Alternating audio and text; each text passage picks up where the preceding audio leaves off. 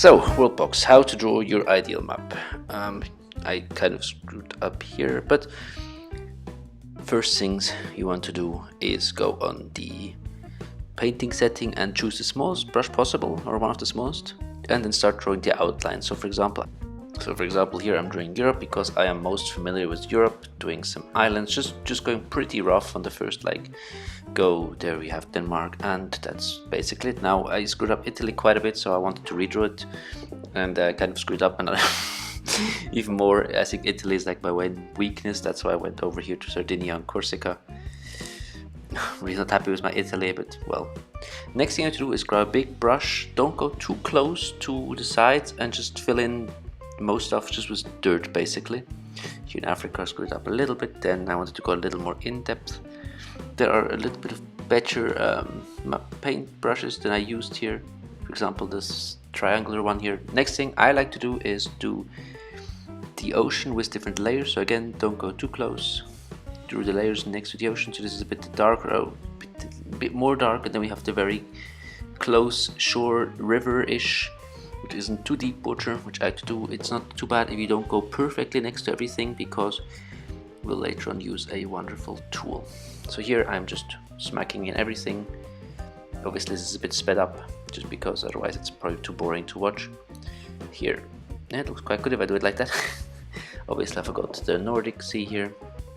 So next point is you want to use this tool here.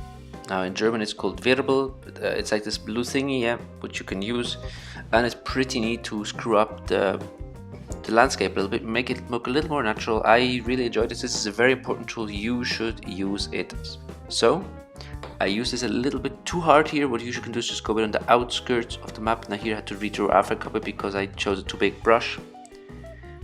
But overall it made everything look a little more natural. Especially I like to use it in the oceans where it's very necessary.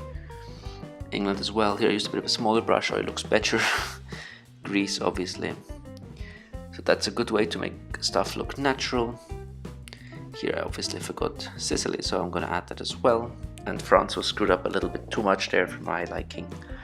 Still very unhappy with Italy, which I'll correct now quickly. The next important step is adding a lot of forest land, which you can see here I'm doing.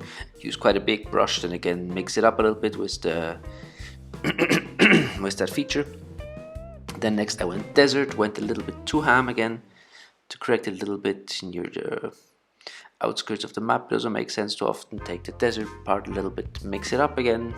It's always look more natural. Now North Africa looks better. Now I know that southern Spain has some mountains and some deserts, so I am gonna add that as well, make some forests. What always looks pretty neat is having forest, then mountainous, and then hills. So I'm trying to perfectionate Spain here a little bit, to correct the outlines a little bit. I wasn't too happy with it, looking a little bit better now. So again, now what I did is add all the hills. For example, Gibraltar was there because Gibraltar is just a bit of a hill. Next step we have the Alps, which I'm gonna add right now. Went a little bit too thick there. So what you see, there's a lot of correcting. There's no issue in correcting stuff. Just try to not use the too big brushes too often, because they sometimes really screw you up, which happens to me all the time. Again, I went for the outskirts here of the hills, and then also outskirts of the mountains, so inside and outside. Then I also looked which other place of mountainous. I usually just try to do like one element at once, so first all the dirt, then all the forest, and all the mountainous.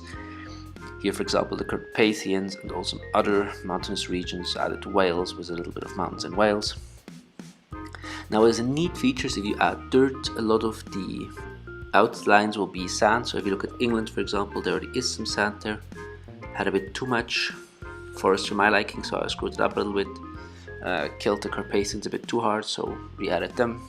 Mix it up again. See how it's already getting some shape. Still not too happy with all my outlines, which you can correct if you still want to. If I'm still looking at it now, I really don't like my Italy, but well. Here we are again, mix it up. Mixing it up makes it just look so much more realistic. Yeah, big feature. So what I do like to do next right now is add the lakes, the rivers, lakes as well.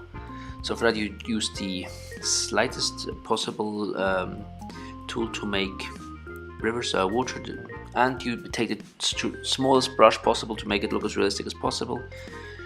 Right now, you've to try to look to get them, connected to lines. Here is the Lac Léman, so in Switzerland, I know my lakes, obviously. A lot of lakes and rivers make the maps look so much more realistic. Look at Eastern Europe right now and look at Western Europe. Just because the lakes are so good, it makes it look so much more real.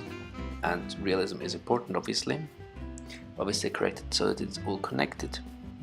That was a nice rhyme. Right now I just went through all the Polish and German and Danubes, all the rivers.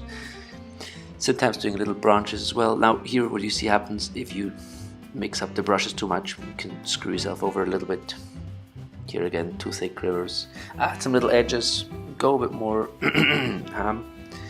There we have obviously still the Thames. And look at the map, it will look so much better if you already add some rivers.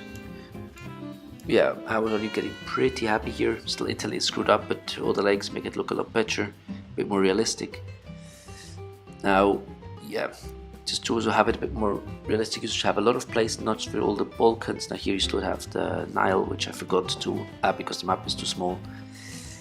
Next thing, take the biggest brush possible, add rain everywhere.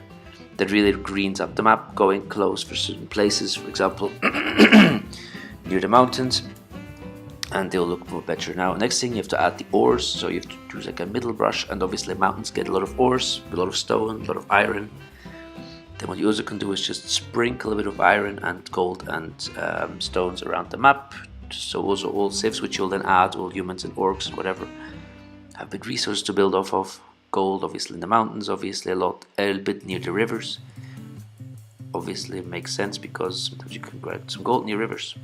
And now you'd almost be ready to add your humans, but what you can still do is add clouds over England just for the memes. Freeze up the Alps a bit, go on temperature, lower the temperature a bit near the mountainous regions just because that makes more sense. Then with the with the rain brush you can fill up a bit the holes there. I obviously had to lower the temperature for the Spanish mountains because Spanish mountains won't have that much snow. So yeah, I hope this is helpful to you. I hope you enjoyed this how to draw. Have a nice and bye. Duh.